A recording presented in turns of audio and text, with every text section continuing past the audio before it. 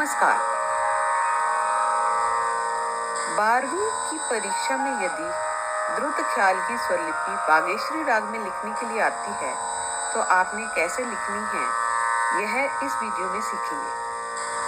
आप तो जानते ही हैं, स्वरलिपि का प्रश्न एक कंपल्सरी प्रश्न होता है जो कि 6 मार्क्स का आता है। कभी कभी यह प्रश्न 2 या 3 पार्ट्स में भी पूछा जाता है।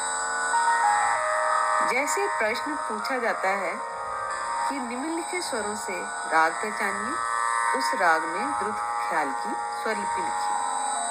तथा कभी कभी पूछते हैं द्रुत ख्याल की स्वरलिपि लिखिए तथा उसके 2 अलाप व 2 ताने भी लिखिए। या फिर प्रश्न पूछा जा सकता है अपने पाठ्यक्रम में से काफी थाट के राग में द्रुत ख्याल की बंदिश लिखिए। या फिर जिस राग के आरोह में रेपा स्वर वर्जित है, या फिर जिस राग का गायन समय रात्रि का दूसरा प्रहर है, उस राग में द्रुत ख्याल में बंदिश लिखिए। सो प्रश्न किसी तरह से भी आ जाए, यदि आपको राग का परिचय अच्छे से याद है तो आप प्रश्न को अच्छे से लिख सकेंगे। तो सर्वप्रथम राग बागेश्वरी का शॉर्ट परिचय लिखेंगे। थाट काफी, स्वर गानी कोमल, शेष शुद्ध, जाति ऑर्डर संपूर्ण, वर्जी स्वर आरोह में रेपा, वादी स्वर माँ, संवादी स्वर सा, गायन समय रात्रि का दूसरा प्रहर। आरोह सानी धानी सामा गामा धानी सा, अवरोह सानी धा मापाधा गामा गारे सा, पकड़ धानी सामा मापाधा गा मा गा रे सा। जब हम आरोह पकड़ लिखते हैं तो उसमें इस राग में लगने वाले गा और नी स्वर कोमल कर देंगे, क्योंकि हमें पता है इस राग में गा और नी स्वर कोमल लगते हैं, जो कि काफी थाट के अंतर्गत गानी कोमल होते हैं। इसके पश्चात बंदिश के बोल लिखने हैं। स्थाई कौन करत तोरी बिनती पियरवा, मानो न मानो हमारी बात, अंतरा जब से गए मोरी सुधहु न लीनी, चाहे सौतन के घर जात। चूंकि राग बागेश्वरी की यह बंदिश 3 ताल में बद्ध है, तो सर्वप्रथम हम 3 ताल की 16 मात्राएं लिखकर उसके 4-4 मात्राओं के 4 विभाग बना लेंगे।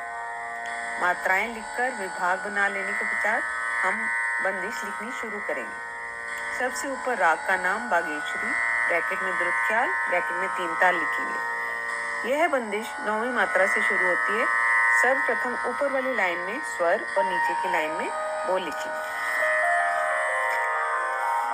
बाईं तरफ स्थाई लिखते हुए 9वीं मात्रा से इस बंदिश को शुरू करेंगे। सा डैश नी नी धा मा पा धा गा गा रे सा डैश नी डैश धा नी सा डैश मा डैश माधा मधा नी निधा पामा गा रे सा डैश। अब इसके बोल आएंगे। को एस न करत तोरी बिनती पियर वा एस, मा एस नो ना मा एस नो एस, हमारी एस एस, बा S S S S S त अ। जब भी हम स्वर लिखते हैं तो अगर स्वर को दूसरे स्वर तक सेम स्वर को लिखना हो या उसको लंबा करना हो अगली मात्रा तक, तो जैसे हमने सा लिखा उसके आगे डैश लिखेंगे। जैसे 9वीं मात्रा पे सा लिखा और अगली मात्रा भी हमने वहीं पर सा ही बोलनी है, तो सा ना लिखते हुए डैश लिख देंगे। ऐसे ही बोल को भी अगर हमने अगली मात्रा तक लंबा करना है तो बोल में डैश की जगह डैश के नीचे ऐसा है। तो इस तरह से हमारी स्थाई खत्म होती है। तो उसके बाद हम ताल के चिन्ह लिखेंगे। पहली मात्रा के नीचे सम का साइन क्रॉस का, 5वीं मात्रा के नीचे दूसरी ताली का 2, 9वीं मात्रा के नीचे खाली का साइन 0, 13वीं मात्रा के नीचे तीसरी ताली का साइन यानी कि 3। इसके बाद हम लिखेंगे अंतरा। अंतरा भी हमारा 9वीं मात्रा से स्टार्ट होता है। गामा धानी सा डैश सा सा, नीसा रेसा नीसा नीधा, धा डैश धाधा, नी डैश धामा, माँ डैश धाधा, गा डैश रेसा। अब इसके बोल लिखेंगे। जब से गए एस मोरी, सुध हूना ली एस नी एस, चा एस हे एस, सौ एस त न, के एस घर जा एस त। इस तरह से हमारा अंतरा भी कंप्लीट होता है। उसके बाद भी हम स्वर लिपि के ताल लिपि के चिन्ह लिखेंगे। पहली मात्रा के नीचे क्रॉस का साइन, पांचवी के नीचे दूसरी ताली का साइन, नौवीं मात्रा के नीचे हाली का साइन, 13वीं मात्रा के नीचे तीसरी ताली का साइन। तो इस तरह से हमारी स्वर लिपि हम लिखकर कंप्लीट करते हैं। कंप्लीट करने के बाद आपने अपने पेपर में भी आपने फिर से चेक करना है कि आपने इस राग के गा और नी स्वर कोमल कर दिए हैं।